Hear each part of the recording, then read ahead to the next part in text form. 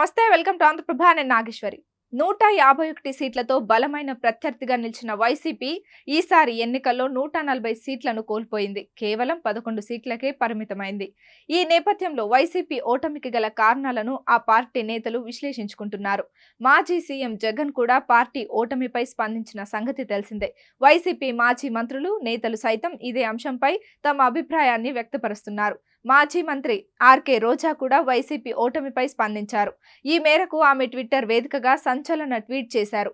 చెడు చేసి ఓడిపోతే సిగ్గుపడాలి, కానీ మంచి చేసి ఓడిపోయాం. ఈ విషయంలో ఎందుకు సిగ్గుపడాలని ఆమె ప్రశ్నించారు. గౌరవంగా తలెత్తుకు తిరుగుదాం, ప్రజల గొంతుకై ప్రతిధ్వనిద్దాం అంటూ పార్టీ కార్యకర్తలకు రోజా పిలుపునిచ్చారు. రాబోయే రోజుల్లో వైసీపీ రాష్ట్రంలో సమస్యలపై ఏ విధంగా ముందుకు వెళ్లనుంది, ప్రజల పక్షాన నిలబడి ఎలా పోరాటం చేయనుందో ఒక్క మాటలో చెప్పేశారు. ఈసారి ఎన్నికల్లో వైసీపీ ఓటమిని ఊహించని వారు సైతం నగరిలో రోజా ఓటమిని ఊహించారు. ఎన్నికల పోలింగ్ కు ముందే రోజా ఈసారి ఓడిపోతున్నట్లు పలు విశ్లేషణలు వచ్చేశాయి.